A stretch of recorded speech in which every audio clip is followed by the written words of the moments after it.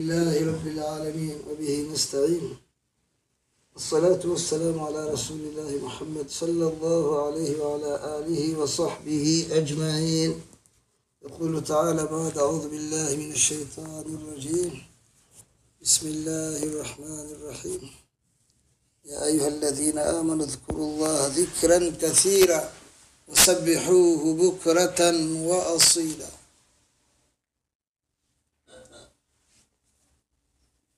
الله سبحانه وتعالى: يا أيها الذين آمنوا يمنا بيمي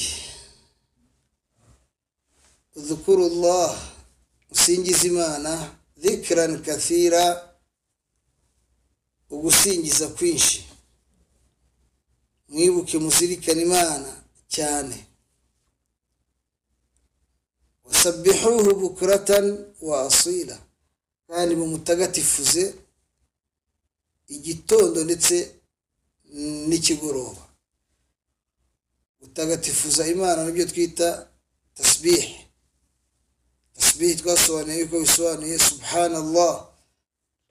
Subhanallah bisobanuye ay unazzihuhu ta'ala, ay unazzihu Allah ta'ala an kulli naqsin.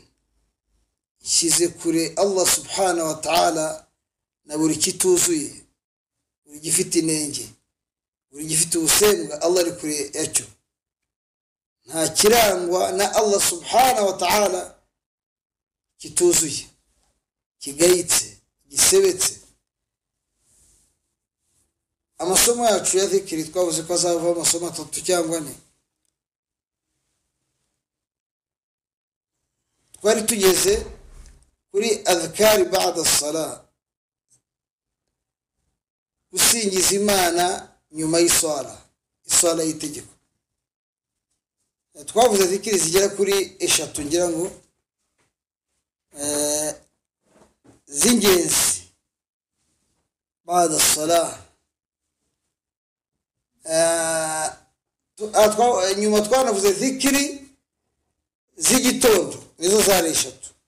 Izi swala twavuzemo zimwe muri zo umuntu yabasha kuzirikana no gufata mu mutwe byoroshye, zakorohera benshi. Tugarukira kuri dhikri zikoreshwa mu gitondo. Ni nyinshi, ariko tugenda dutoranya izoroheye benshi kandi z'ingenzi, zikubiyemo ubusabe bukenewe ku munsi w'umuntu, ukwirirwa k'umuntu n'iza nimugoroba, zigufasha mu ijoro kuramuka amahoro, kuramuka neza. Twavuze asbahna wa asbaha al-mulku lillah.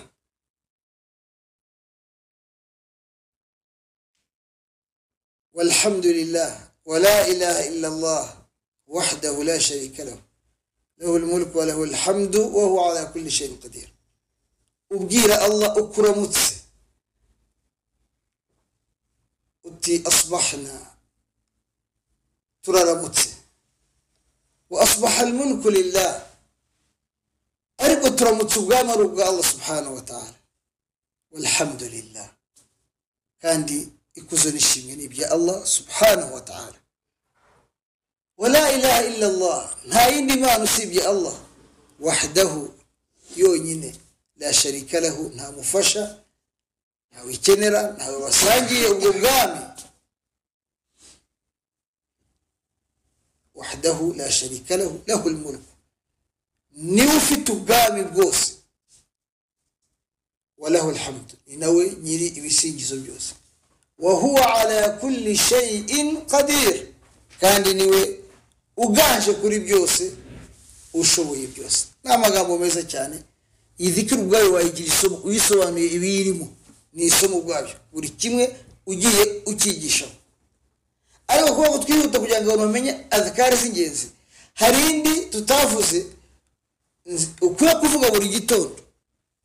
Uvuga uti Allahumma bika asbahna, Mana kubwawe twaramutse. Wabika amsayna, no kubwawe burira turirirwa bisobanuye ngo umugoroba uragera turiho ku bwawe ko mu kinyarwanda uwaramutse n'uw'ijoro ryagendekeye neza n'uwiriwe n'uw'amanywa yagendekeye neza niyo myumvire yacu mu rurimi rwacu niyo mpamvu usobanuye ngo asbahna turaramutse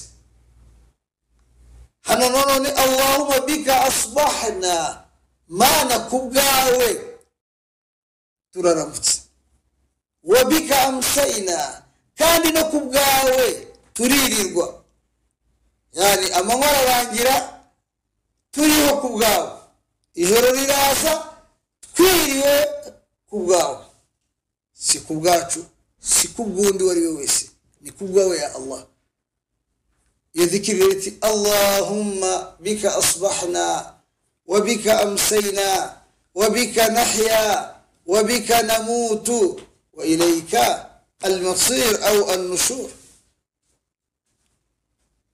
اللهم بك أصبحنا وبك أمسينا وبك نحيا وبك نموت وإليك المصير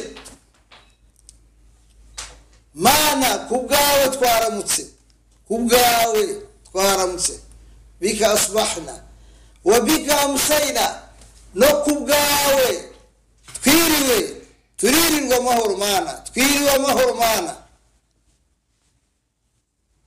wa bika nahya kandi mana no kubaho kwacu ni kubgawe wa bika kubgawe nahya turiho turahumeka abazima niko mu kiganiro tuvuga wabika namutu kandi nidutabaruka turaba dutabarutse ku bwawe nidupfa tuvuye mu buzima byose ni ku bwawe wabika nahya wabika namutu kandi no ku bwawe mana twatabaruka twagaruka iwawe twasubira amaboko yawe niwe wakwisubiza ubuzima bwacu wa ilayka almasir kandi iwawe niyo herezo ryacu wa ilayk niwawe almasir niryo herezo urumva iyi zikiri nayo urayikoresha mu gitondo na nimugoroba turayisubiramo kugira ngo abantu babashe kuyifata ko nayo iroroshye Allahumma bika asbahna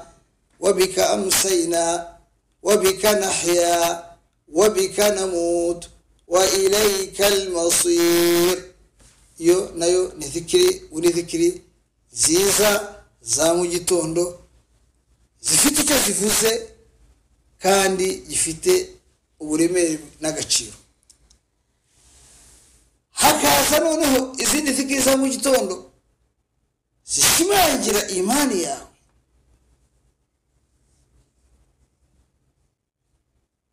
asbahtu ala fitrati islam Allahumma inni mana njewe inni nje asbahtu ndamutse ala fitrati alislam ndi kuri kamere y'uislam kumwimerere yo kwemera kwa muntu avuka wese afite kamere nzima idatokowe itanduye itabangikanya Allah iyo niyo kamere fitrati alislam ya islam اللهم إني أصبحت ما نجندمت على فطرة الإسلام نكري كاميري وإسلام وعلى ملة نبينا محمد صلى الله عليه وسلم كان ندمت نكري كاميري نمجينزو يا نبي محمد صلى الله عليه وسلم نكمرون ونميورو نبي محمد صلى الله عليه وسلم اللهم إني أصبحت على فطرة الإسلام وعلى كلمة الإخلاص نقول جامبر يا إخلاص نيجوني نقول يا غرير الله نقول يقرب جوس وبيتو يا الله سبحانه وتعالى إبدا هرب جوس صدقة إصالة حجة زكاة إنيزا يوسف هرب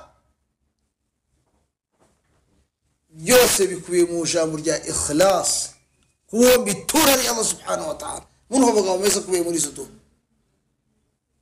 على كلمة الإخلاص وعلى دين نبينا محمد كان دام تدين موديني يا نبي محمد ينوى محمد صلى الله عليه وسلم أنا ما جنبه من أبجيل الله مجتون وعلى دين نبينا محمد صلى الله عليه وسلم كان دام تدين موديني يا نبي محمد صلى الله عليه وسلم أريد ديني الله إن الدين عند الله ديني يكوري كوا الله الإسلام هو إسلام نديني نمزوز زواي فيه يقريرا الله سبحانه وتعالى قطورة الله إبجاوي وعلى ملة أبينا إبراهيم حنيفا مسلما وما كان من المسلمين وما كان من المشركين كان دي ندمت ندكوي ملة كومي جنزو يا إبراهيم أبراهام سيكروا بمرمانا نينو مسيمانا وعلى ملة أبينا كومي جنزو يدا توتكوا سوا وكو إبراهيم نويتر يكوا مجيوس على ملة إبراهيم حنيفا إبني إتونغاني إسكوي إتوي الله سبحانه وتعالى مسلما لو مسلم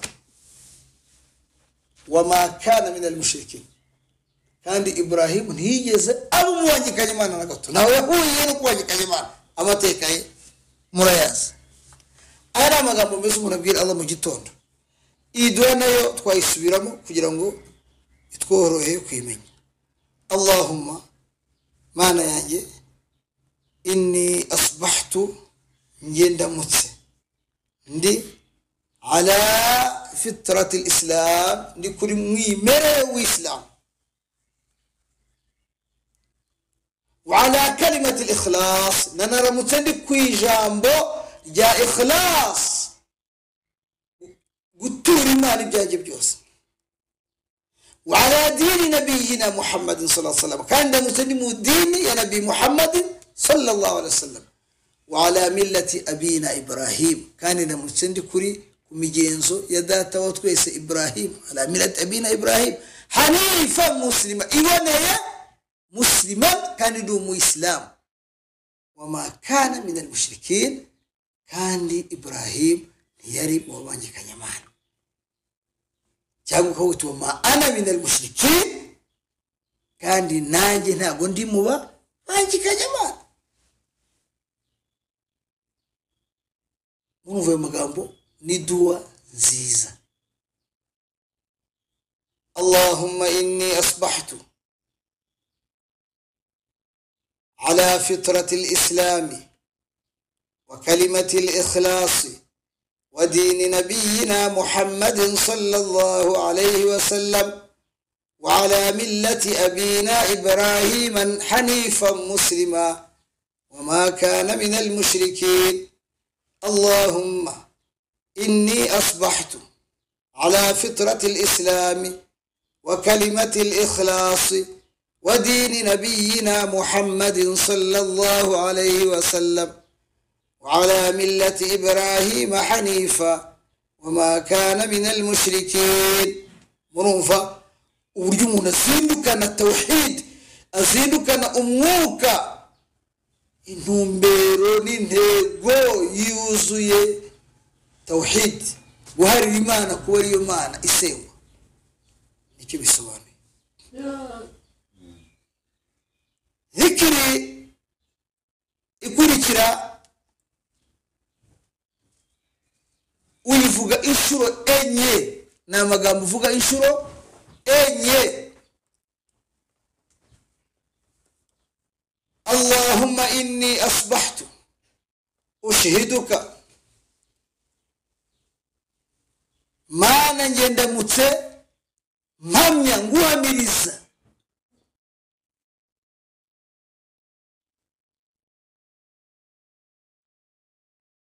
وأشهد حملة عرشك وملائكتك ننهميا مميسا أو ملائكة بيكوري عرشيا وأبدكو عرش ناهيك إنه بيقاجي الله سبحانه وتعالى أي نبي يا الله إيجانش أي ترت متيار بالك ما يفك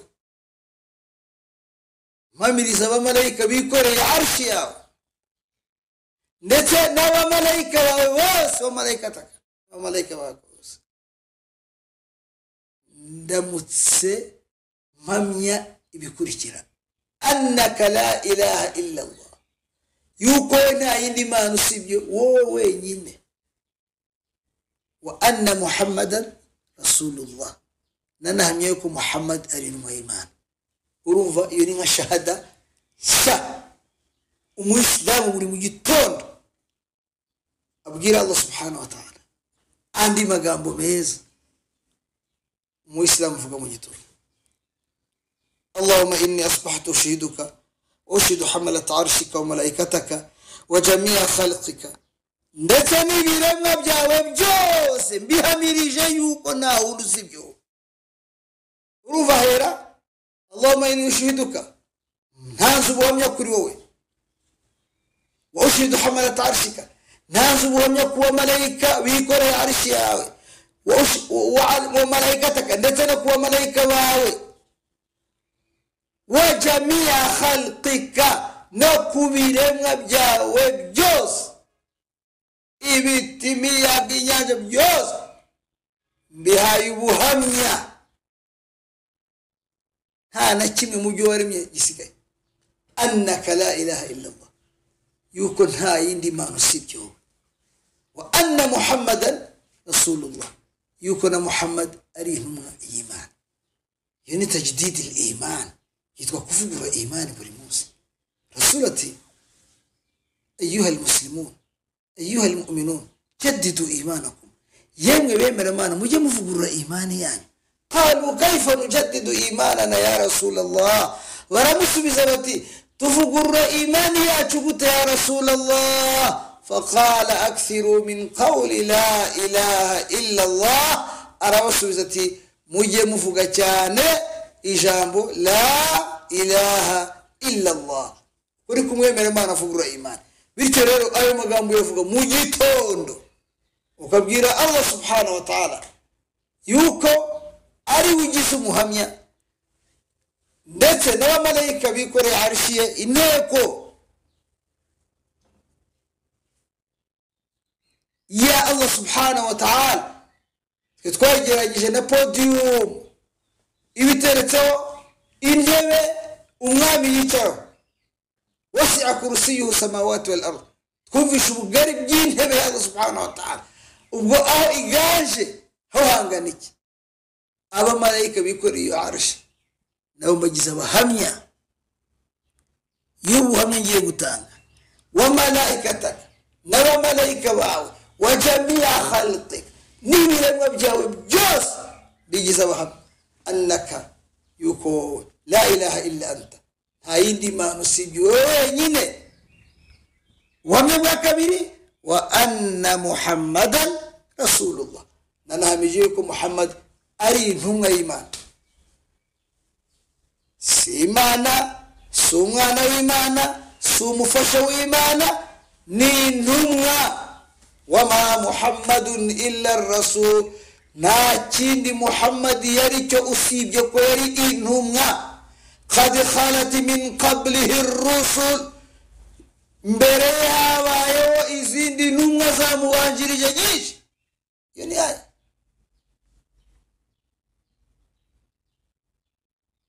التي أفإن مات أو قتل هسي أكفو يتانو كيشكوا انقلبتم على عقابكم ما سبيل مجم يهو سمجوها كني نما هو ظلمة رسول أفو يكويسي ibyo bizabasubiza mu gutemera Imana no guhakana we yapfuye rasulu ni umuntu Allah ati ni umuntu nkamwe urya akanywa agasinzira ubuzima bwe bukagera n'igihe buzarangirira ni intumwa nta kindi kuba intumwa ntibimukura muri kamere yo kuba ari umuntu ahubwo ni umuntu wahawe agaciro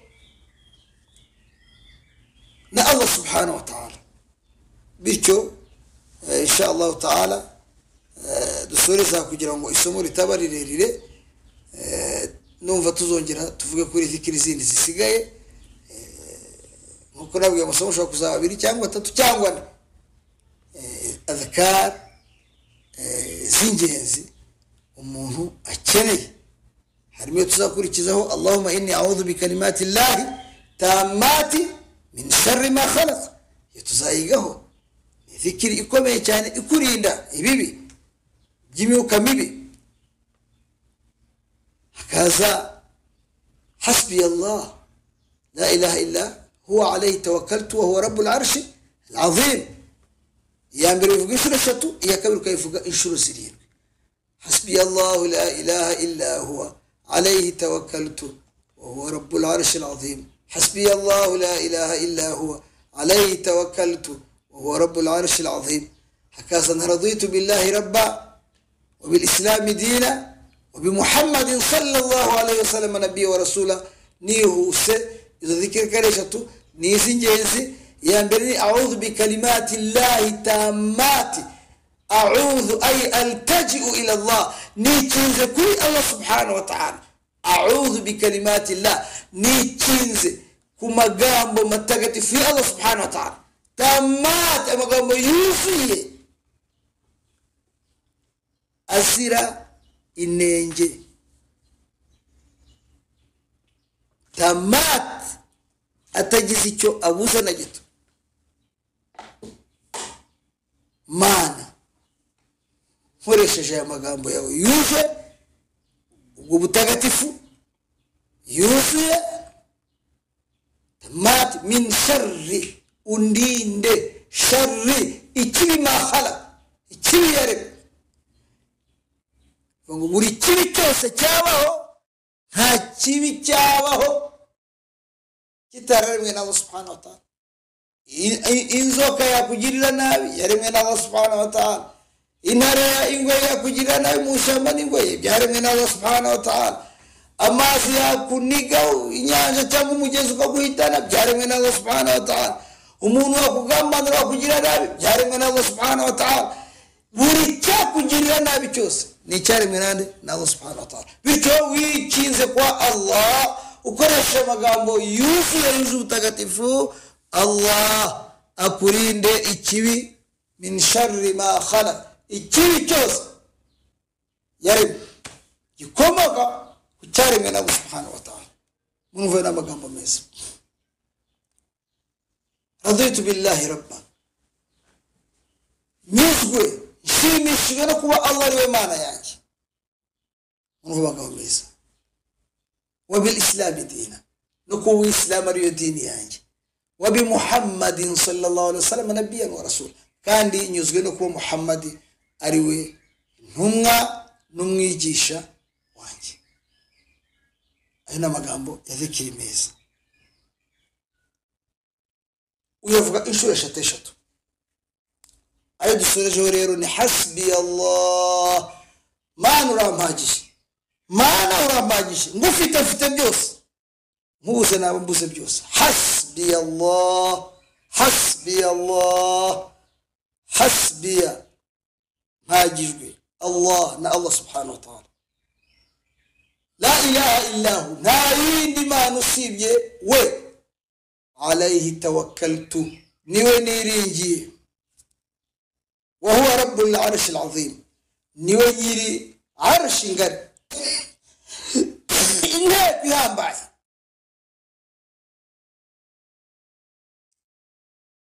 حسبي الله لا إله إلا هو. حسبي الله، أرى ما جيش الله، لا إله إلا هو، نايني ما نصيب جوي. عليه توكلت، iwe niho byiringiro byanjye, niwe niringiye muri byose. alayhi tawakkaltu, niwe niringiye. حسبي الله لا إله إلا هو عليه توكلت وهو رب العرش العظيم. niwe nyiri arshi ihambaye, inteko ihambaye ni Allah subhanahu wa ta'ala. twavuze ko arshi nahicaye intebe Allah subhanahu wa ta'ala ihambaye. munumva ko izo dua n'amagambo meza umuntu agenda abwira Allah subhanahu wa ta'ala. Ubwo uhita wongeho ayatul kursi twarayivuze y'ingenzi, qul huwallahu ahad, qul a'udhu bil falaq, na qul a'udhu bi rabbin nas. Numva izi ni dua nke mvuze z'ingenzi umuyisilamu yavuga. Hari izindi nyinshi zigera kuri 3 enye tuzareba inshallah ta'ala, tukaba tuvuze kuri zikiri za mu gitondo na nimugoroba. Ndakeka nyuma yaho tuzavuga no kuri zikiri muri rusange bitewe n'ibihurimo nahuri. Hari zikiri igihe ugize ubwoba, hari zikiri hari igihe ikiguteye ubwoba ukizi cyangwa utakizi. Iyo ukizi uvuga iyihe, iyo utakizi ubwo icyaguteye ubwoba hari icyo wabuze. Sikabiri ubonye intare urayibona ko ari intare niba uteye ubwoba, ariko hari igihe ikiguteye ubwoba uba utakizi. Iyo ukizi uvuga iyihe zikiri, iyo utakizi uvuga iyihe zikiri. Iyo uri mu bibazo ahantu watatswe abantu bakugose banyuranye barimo ufite ubwoba icyo bagutwara, ukoresha izihe zikiri. Zikiri zijyanye no kuba nta risk mu rugo ufite, ubukene ukabona wowe ubisobanura ibintu byose byanze, himuriyoza n'uwo gusezeranyije ntibitunganye, aho wasabye akazi bari bakakwemereye uragiye usanga biranyuranye, hari ibintu byanga, ukoresha izihe zikiri. Iyo mu rugo iwe nta mahoro, ubu wabwira umugabo wawe ko ntarimo kumva ibyawe, ntabyitayeho, cyangwa umugabo umugore akora izihe zikiri, abana ntago bari ku murongo, urabwira nibo byose, buri kintu gifite zikiri. Hari zo kwinjira mu nzu, zo gusohoka mu nzu, zo kujya. Yani umuyisilamu afite uko atabaza yambaza Allah subhanahu wa ta'ala. Ibyo mu muryango muremure tuzagenda turebamo izo Allah azagenda dushoboza. Wa sallallahu wa barik ala sayyidina wa nabiyina Muhammad sallallahu alayhi wa ala alihi wa sahbihi ajma'in. Subhana rabbika rabbil izzati amma yasifun wa salamun ala al mursalin walhamdulillahi rabbil alamin. Assalamu alaykum wa rahmatullahi wa barakatuh.